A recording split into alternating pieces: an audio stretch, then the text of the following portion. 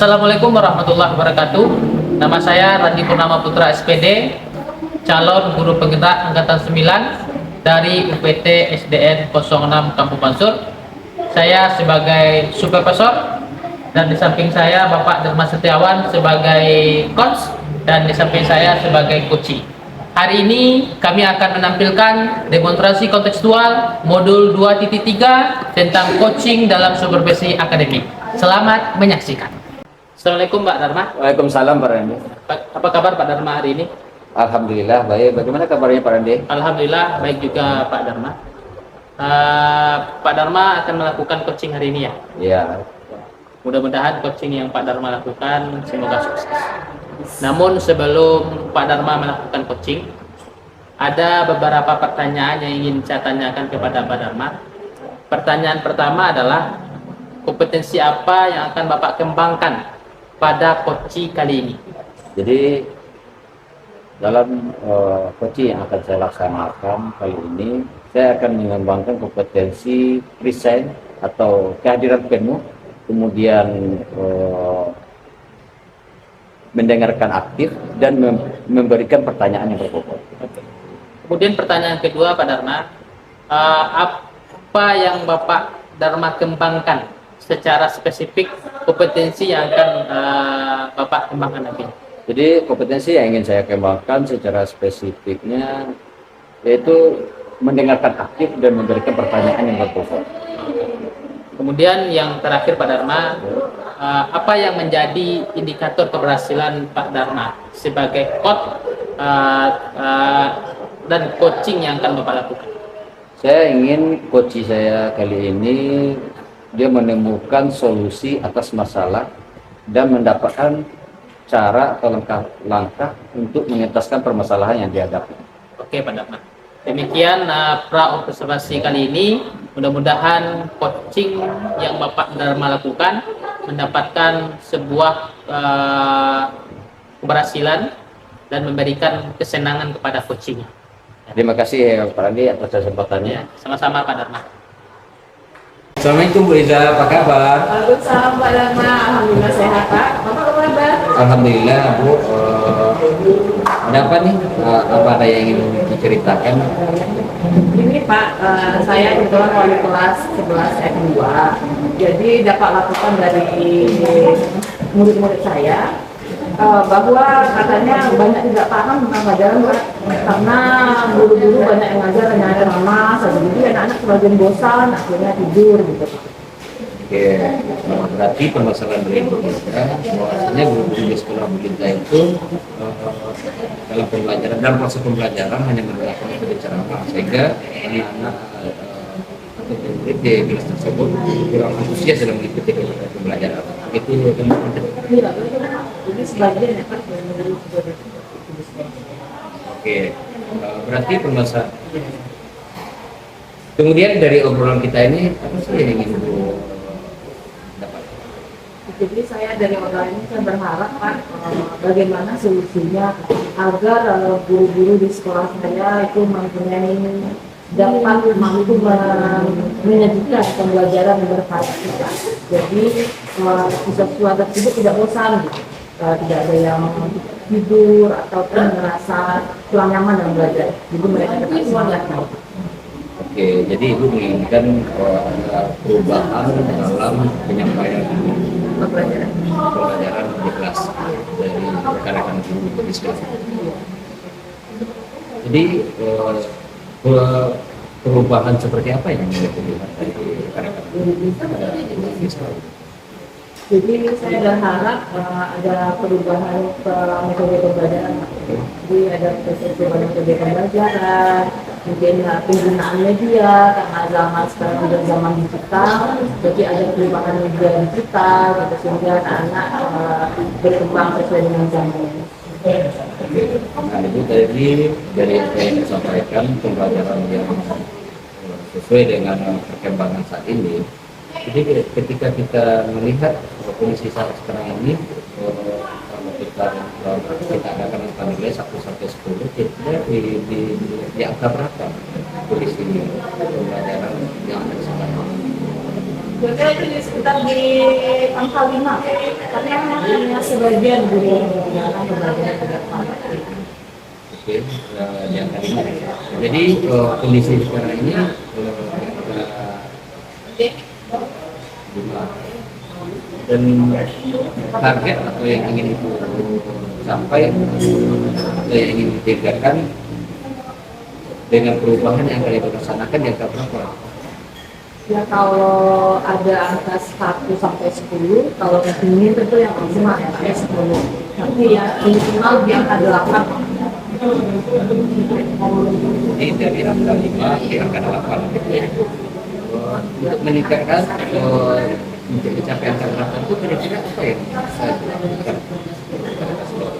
Yang bisa dilakukan mungkin pendekatan individual pertama atau mentoring. Yang kedua mungkin menggiatkan NGMP. Yang ketiga di sekolah ada komunitas belajar, mungkin menggiatkan pembelajaran yang bervariatif melalui komunitas belajar.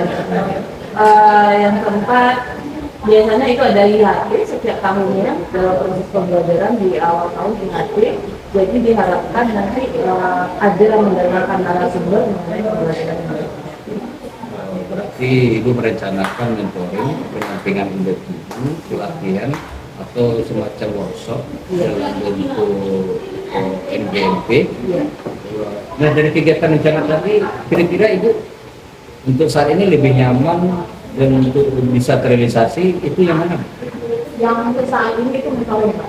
Karena kalau untuk pelatihan mungkin kita butuh proses, kita mengajukan permohonan terlebih dahulu kepada wakil, kepada kepala sekolah, kita harus mencari narasumber terlebih dahulu, menentukan anggaran biayanya, gitu. Jadi cukup lama lagi. Kalau untuk saat ini langkah cepat saya melakukan mentoring. Mentoring gitu ya? Iya. Kegiatan mentoring itu kira-kira membutuhkan bantuan atau dukungan dari siapa saja kira-kira? Ya kalau dukungan mungkin dari pihak unsur pimpinan seperti wakil.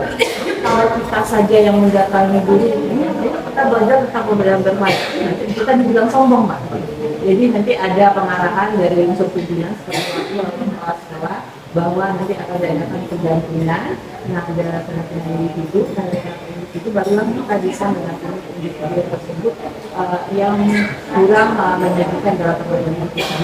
Oke, berarti Ibu melakukan mentoring ini secara kolaborasi dengan kelas bawah dan beberapa manajemen sekolah. Kira-kira Ibu merealisasikan mentoring ini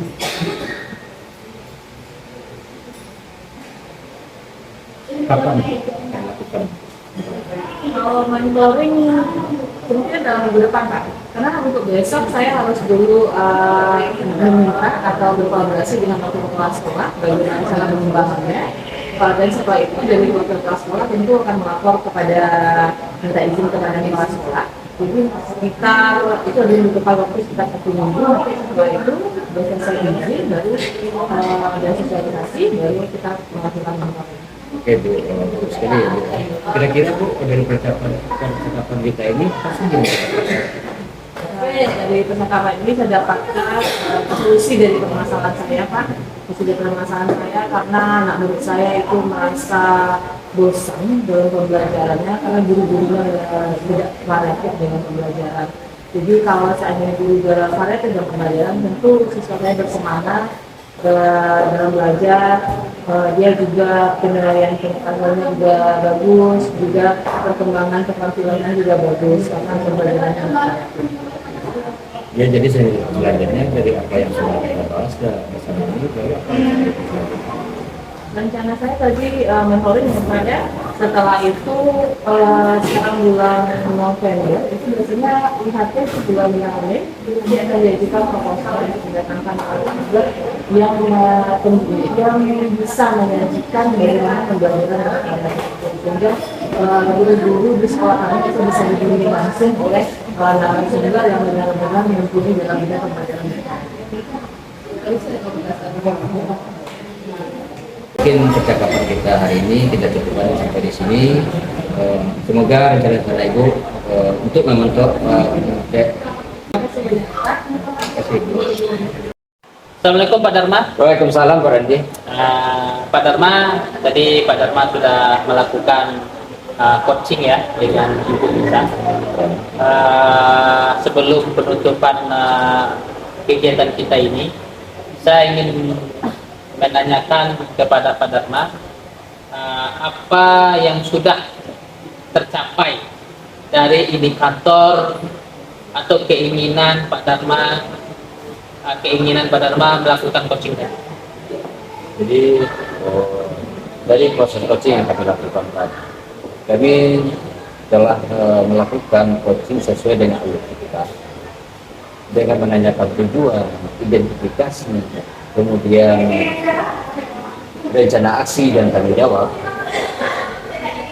sehingga alur tersebut bisa menggali coaching supaya dapat atau mengarahkan coaching untuk dapat menemukan solusi atas permasalahan yang dihadapi.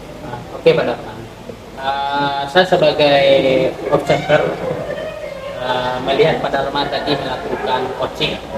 Apa yang Bapak Dharma lakukan sudah sesuai dengan alur cerita.